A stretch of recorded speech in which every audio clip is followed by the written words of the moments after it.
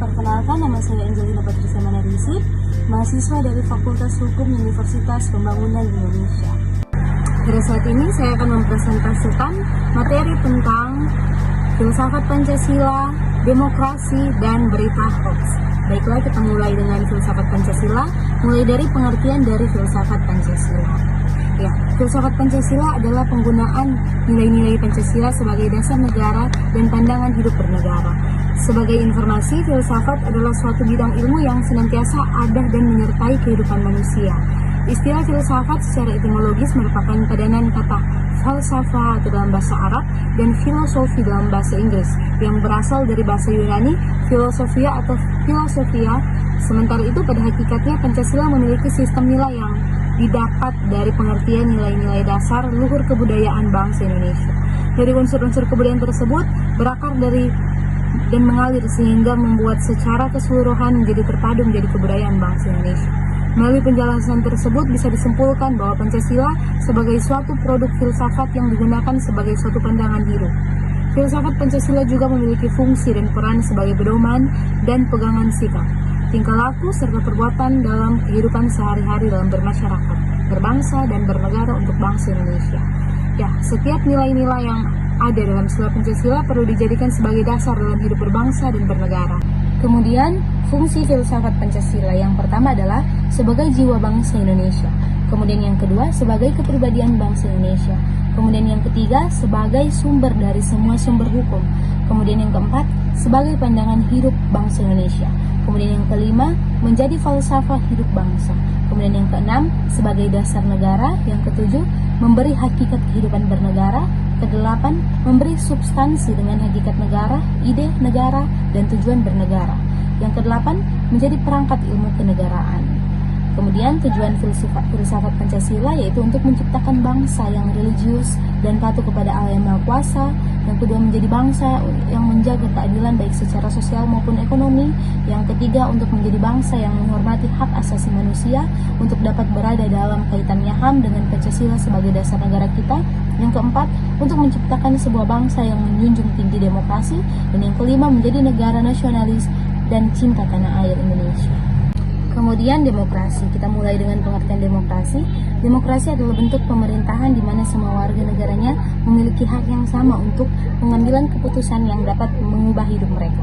Demokrasi mengizinkan warga negara ikut serta baik secara langsung atau melalui perwakilan dalam perumusan, pengembangan, dan pembuatan hukum. Demokrasi mencakup kondisi praktik kebebasan politik secara bebas dan setara. Demokrasi juga merupakan seperangkat gagasan dan prinsip tentang kebebasan beserta praktik dan prosedurnya. Demokrasi mengandung makna penghargaan terhadap harkat dan martabat manusia. Kemudian hakikat demokrasi. Pada dasarnya hakikat demokrasi adalah menempatkan rakyat sebagai pemegang kuasa. Lebih lanjut, Dwi Sulisworo dalam bahan ajar demokrasi menerangkan bahwa hakikat demokrasi meliputi 3 hal. Yang pertama, pemerintahan dari rakyat. Yang kedua, pemerintahan oleh rakyat. Dan ketiga, pemerintahan untuk rakyat. Selanjutnya kita masuk ke materi berita hoax dan ujaran kebencian media sosial. Kita mulai dari pengertiannya.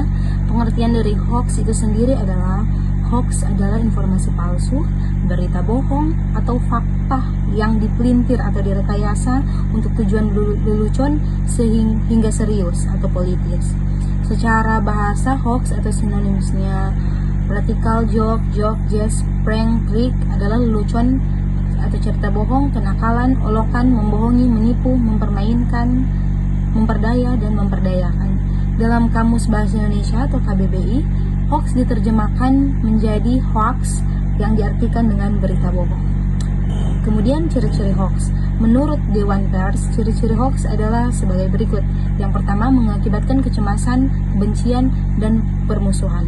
Yang kedua, sumber berita tidak jelas. Hoax di media sosial biasanya pemberitahuan media yang tidak terverifikasi, tidak berimbang, dan cenderung menyudutkan pihak tertentu. Dan yang ketiga, bermuatan fanatisme atas nama ideologi, judul, dan pengantarnya provokatif, memberikan penghukuman serta menyembunyikan fakta dan data.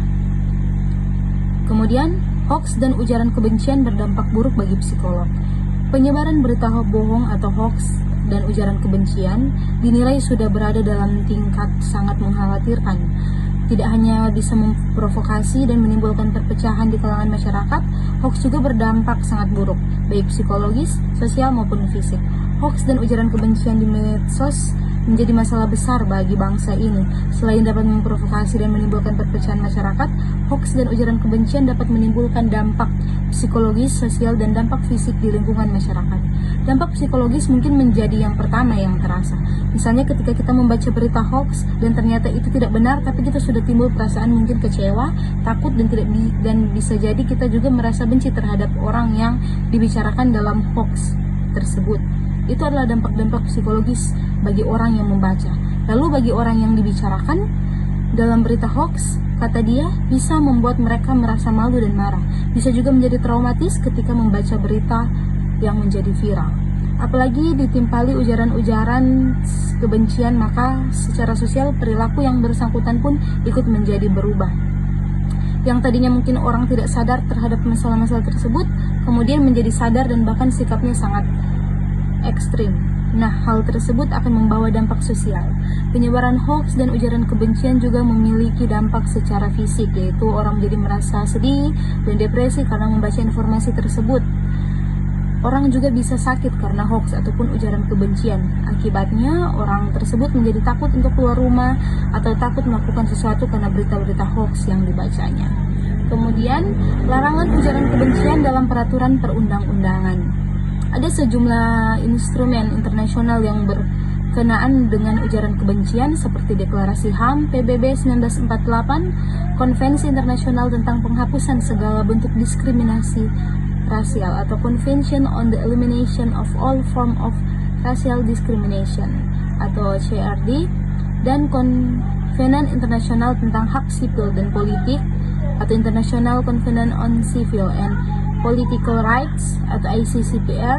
Selain itu, Undang-Undang Nomor 11 Tahun 2008 sebagaimana telah diubah dengan Undang-Undang Nomor 19 Tahun 2016 tentang Informasi dan Transaksi Elektronik atau UU ITE juga memuat larangan dan ancaman pidana bagi pelaku yang membuat ujaran kebencian ataupun berita bohong.